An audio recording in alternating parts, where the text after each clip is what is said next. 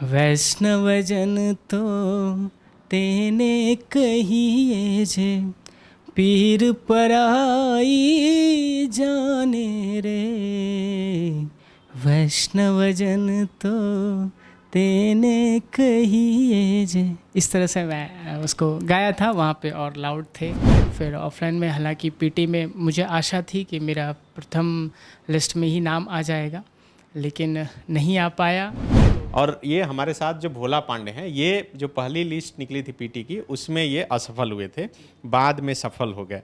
तो कुल मिलाकर हाई कोर्ट को ज़्यादा धन्यवाद आप। जी जी, हाई कोर्ट को भी धन्यवाद दूंगा इस चीज़ के लिए। और फिर इनके जो एडवोकेट थे उनको भी धन्यवाद, और आपको भी धन्यवाद, आपके चैनल को भी धन्यवाद, क्योंकि आपके चैनल्स के माध्यम से ही मुझे सबसे पहले ये प्राप्त हुआ था कि फिर से लिस्ट आने वाला है। फॉलो अप ही देखिए। जी हाँ, मतलब इट वाज कोइंसिडेंस, लेकिन था कि मैं आपके चैनल को ही देखा था।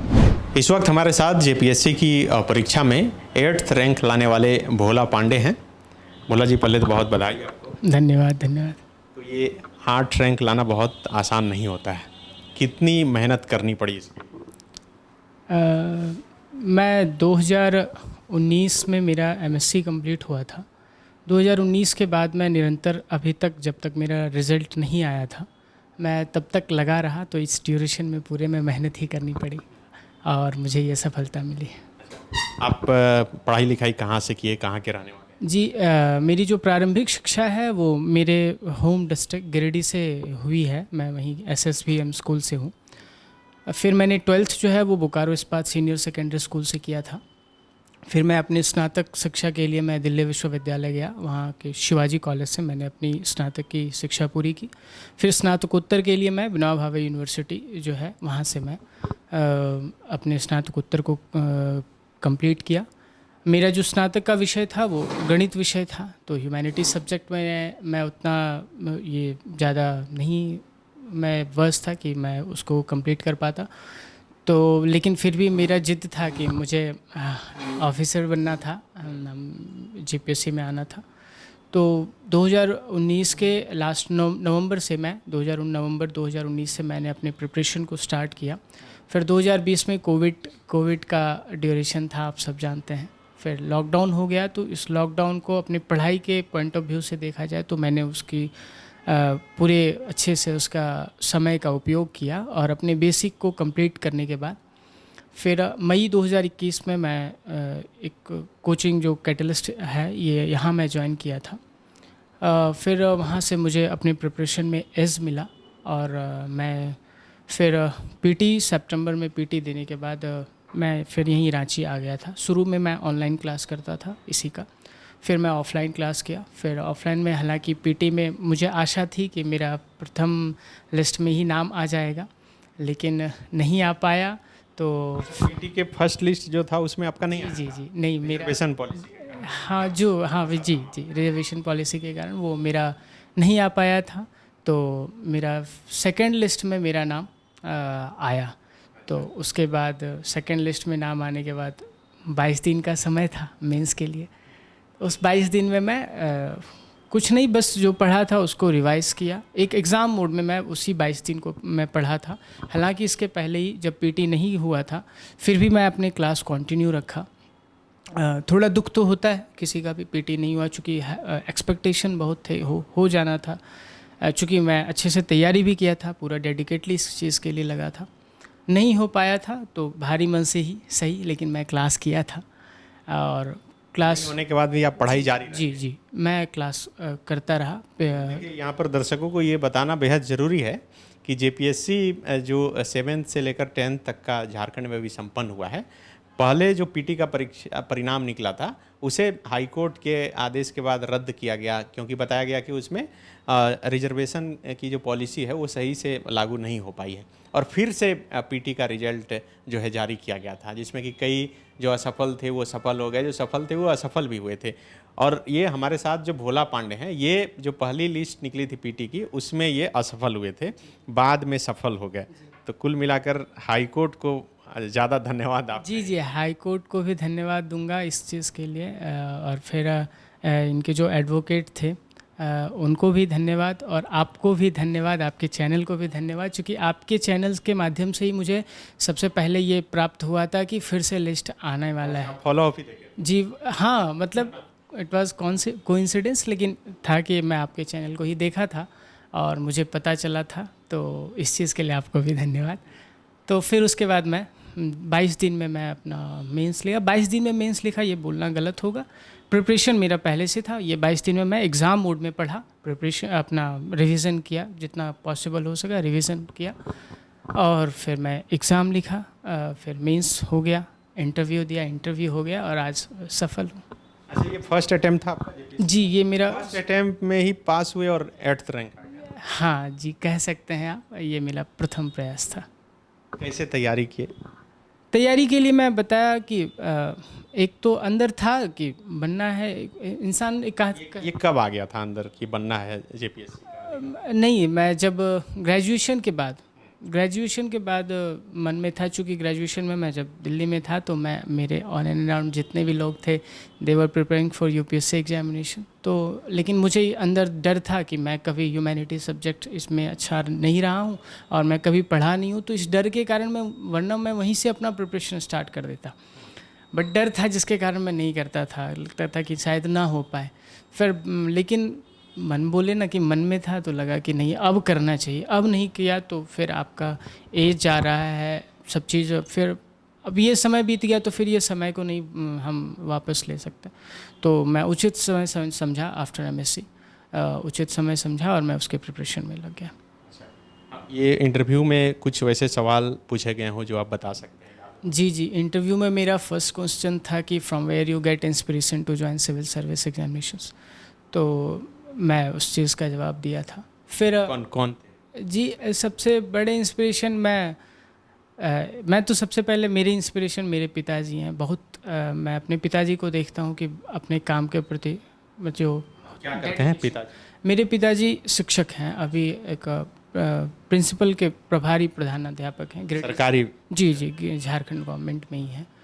तो उनका मैं देखता हूँ कि लोगों के बच्चों के प्रति जो था कि उनको जितनी भी उनके राइट्स हैं उनको सही से मिल पाएँ, उस चीज़ के लिए वो बहुत मतलब डेडिकेटली काम करते हैं।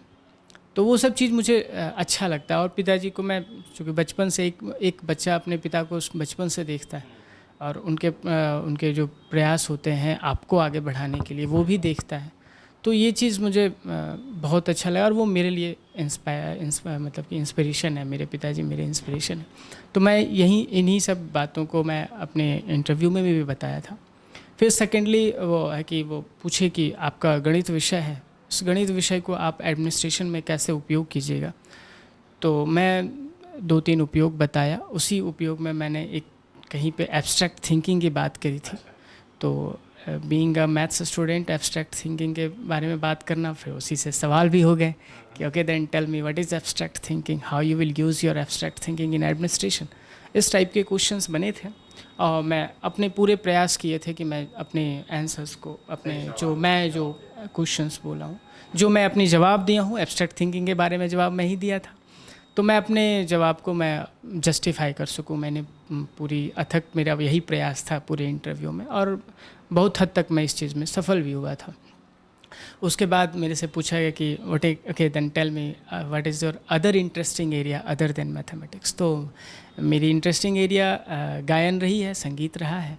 जी, तो इस चीज़ का मुझे एज मिल गया इस इंटरव्यू में। और बोला गया कि क्या कर? जी, तो मैं उस दिन का जो था, उस दिन का लास्ट मेंबर मैं ही था उस चैम्बर में। सब लोग आनंद के मूड में तो लोग थे तो अपनों में ही उन्होंने डिस्कस करा कि क्या किया जाए सर, तो सुन लिया जाए, गाना सुन।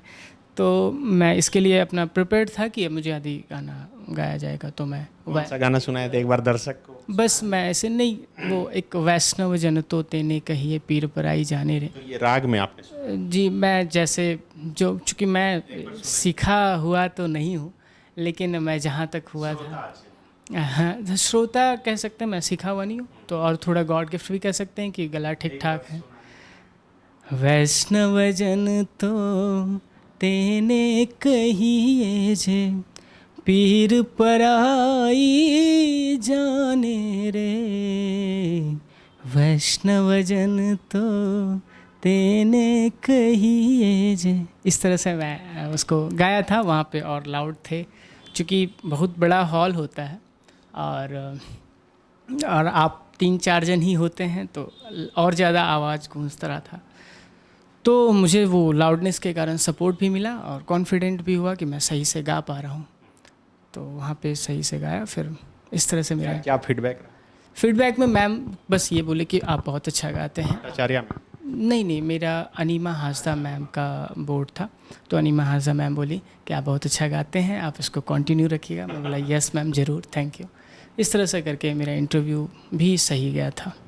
अच्छा, ये पढ़ाई आपने बताया कि DU से किया, फिर रांची आप लौटे। रांची ये जी जी जी तो ये कैटलिस्ट IAS से कैसे जुड़े और कितना मददगार हुआ? जी, मैं यूट्यूब पे एक हमारे ही सीनियर्स हैं, कुमार हर्ष सर हैं, वो अभी भी झारखंड प्रशासनिक सेवा में कार्यरत हैं, तो उनके थ्रू मैं इस कोचिंग का नाम सुना था। तो हालांकि इस कोचिंग के बारे में मुझे ज़्यादा नहीं पता था, तो लेकिन मेरे कुछ मित्र थे मेरे ही, तो उन सब ने भी हेल्प किया और उन सब ने भी पता किया, तो मुझे पता चला कि एक कोचिंग है इंग्लिश मीडियम, चूँकि मेरा इंग्लिश मीडियम था तो मैं कि इंग्लिश मीडियम में ये सही है, तो मैं ज्वाइन किया था, वहीं से था और ऑनलाइन भी करवा रहा था, तो उस टाइम मैं वहीं था। कितना मदद मिला इससे? तो इससे बहुत मदद मिला। बस मैं बेसिक ही कंप्लीट करके आया था, उसके बाद जो नोट्स वगैरह थे मेरे जितने भी, मैं एक्चुअल में लिखा हूँ, अदर देन नॉलेज जो आप लिखते हैं और उसमें आपका नॉलेज बहुत कुछ होता है, तो जो लिखा हूँ मैं वो यहीं के नोट्स से और यहीं से यहाँ के टीचर्स वगैरह से पढ़ करके ही मैं सीखा था। जो स्टूडेंट JPSC की तैयारी कर रहे हैं, आने वाले दिनों में वो परीक्षा में बैठेंगे, उनके लिए भोला पांडे जिन्होंने 8 रैंक हासिल किया है, उनके तरफ से क्या सलाह?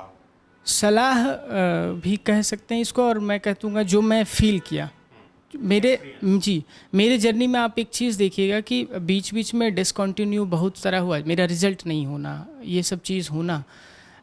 इवन मैं मेंस देने के बाद भी क्लास किया, इंटरव्यू देने के बाद भी मैं क्लास करता रहा। मैं इसलिए क्लास करता रहा कि जब यदि या ना हो तो मैं अगले के लिए मुझे फिर टाइम नहीं लगा अपने को प्रिपेयर करने की, अब मैं क्लास जाऊंगा फिर से वही सारी जर्नी, ये सब चीज़ के लिए मुझे टाइम नहीं लगा। इसके कारण मैं इंटरव्यू के बाद भी क्लास करता रहा। मतलब नहीं भी हो तो हतोत्साहित नहीं? हतोत्साहित, देखिए अधिक कहना आसान होता है कि हतोत्साहित ना हो, लेकिन प्रैक्टिकली ये चीज़ है कि मन बैठ जाता है, आप पूरे तरह से हतोत्साहित हो जाते हैं, लेकिन आप अपने आप को विदिन 1 और 2 डेज़ रिकवर कर लें इस चीज़ से, आप इससे उभरें और फिर जाएं क्लास।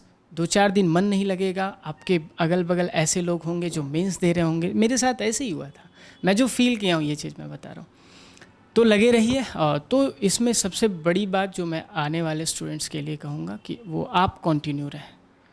मैं तब से कंटिन्यू रहा जब मेरा नहीं हुआ था, मैं तब भी कंटिन्यू रहा जब मेरा हो गया, जब मेंस भी हो गया, मेरा मेंस एग्ज़ाम देने के बाद हो गया था, फिर भी मैं क्लास करता रहा। इंटरव्यू दे दिया, मेडिकल हो गया, उसके अगले दिन से क्लास भी संयोग से हो गया, शुरू था, मुझे लगा कि मैं अब क्या करूँगा अभी, तो मैं क्लास कर रहा था। मतलब रिज़ल्ट आने के 2 दिन पहले तक मैं क्लास कर रहा था और उस चीज़ के लिए, ताकि अगली बार यदि ना हो तो, चूँकि मुझे थोड़ा कॉन्फिडेंस कम था, इसलिए कॉन्फिडेंस कम था कि मैं टेस्ट सीरीज़ नहीं दे पाया था सर से कभी।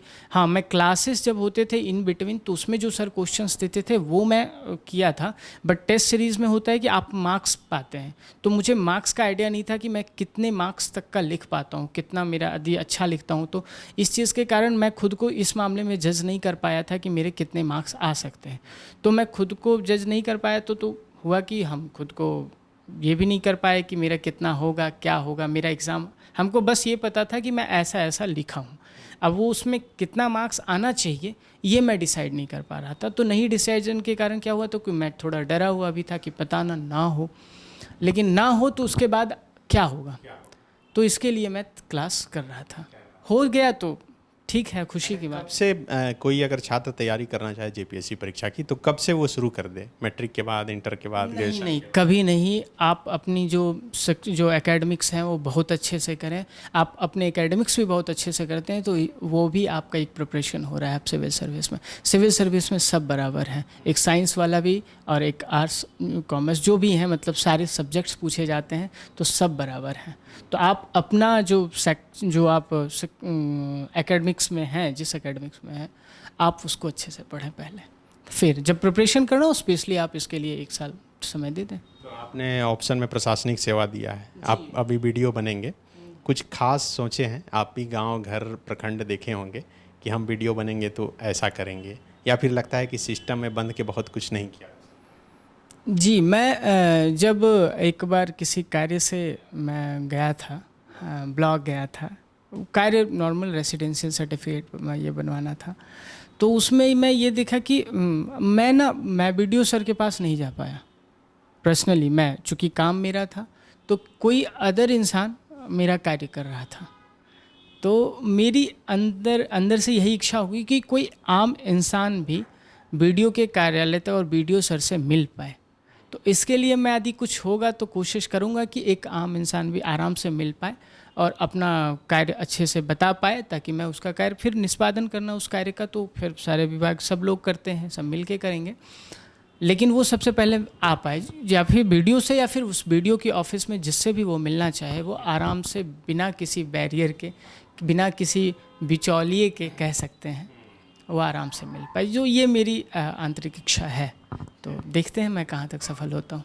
बहुत शुक्रिया भोला जी, आपका नाम भोला है, बहुत भोलेपन के साथ आप बोलते हैं, और जैसी सोच है हम उम्मीद करेंगे कि जब आप प्रशासनिक पदाधिकारी बनकर झारखंड के किसी ब्लॉक में जाएं तो इसी सोच के साथ काम करें, क्योंकि ज़रूरत है झारखंड में आपके जैसे पदाधिकारियों की, कि वो जो झारखंड के विकास के लिए, झारखंड की बेहतरी के लिए काम कर सके। बहुत शुक्रिया। बायोम डॉक्टर बनने का है सपना, मगर सही गाइडेंस की है कमी, तो आए बायोम। रांची में सिर्फ मेडिकल की तैयारी के लिए एक बेहतरीन संस्थान, नीट और एम्स की तैयारी के लिए सन 2001 से मेडिकल प्रिपरेशन के लिए सबका भरोसेमंद संस्थान बायोम, हीनू एवं नगरा टोली, Ranchi. thefollowup.in. Like, share, and subscribe. www.thefollowup.in